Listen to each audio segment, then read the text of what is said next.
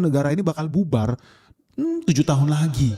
Nah banyak yang bilang 8 tahun lagi bangkrut, yaitu tahun 2034. Kalau menurut gua enggak, mereka salah perhitungan. Negara ini akan bangkrut 7 tahun lagi. Jadi kalau sekarang tahun 2026, mereka bakal bangkrut di tahun 2033. Nah kenapa bisa? Sebelum kita masuk ke sana, gue mau kasih tahu lu dulu tentang negara ini ya, sejarah berdirinya negara ini. Ketika mereka merdeka dari Indonesia di tahun 2002, negara ini menggantungkan penghasilannya dari sumber minyak dan gas mereka, utamanya dari sumur Bayu Undan. Sumur Bayu Undan ini memiliki sekitar 400 juta barel minyak lah.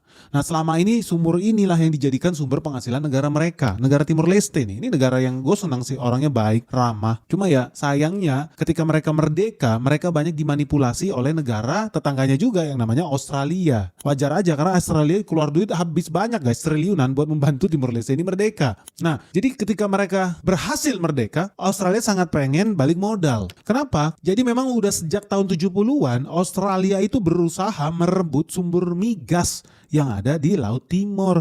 Tetapi memang pada saat itu batas negara kita masih jadi pertanyaan, masih jadi rebutan, sama seperti Natuna dengan Malaysia, sama seperti Laut Cina Selatan dengan China. Begitu pula batas laut yang ada di Laut Timur itu masih menjadi kontroversi karena Australia ingin merebut kontrol dan pengen bisa mengeksploitasi sumber oil and gas yang ada di Laut Timur. Nah ini semua akhirnya menjadi lebih mudah ketika Timor Leste merdeka di tahun 2002. Cuman sayangnya guys, setelah Timor Leste merdeka, pembagian hasil migas dengan Australia nggak menguntungkan Timor Leste. Jadi meskipun Timor Leste secara de jure sudah merdeka, berdaulat, tetapi ternyata secara ekonomi mereka hanya menjadi budak Australia karena sumber ekonomi mereka, sumber pendapatan besar mereka di awal-awal masa kemerdekaan mereka malah dikuasai oleh Australia. Nah syukurnya nih orang Timor Leste ini nggak bego-bego amat, mereka mau fight sehingga Timor Leste berani melawan Australia di pengadilan buat memperebutkan minyaknya sendiri.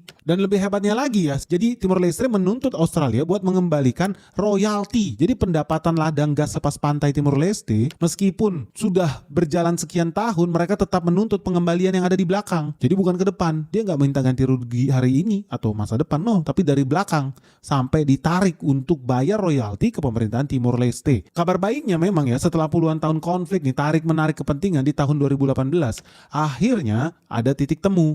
Timor Leste dan Australia sepakat batas maritim mereka ditetapkan secara permanen. Dan di sini lu bisa lihat Timor Leste akhirnya mendapatkan haknya dengan sangat baik.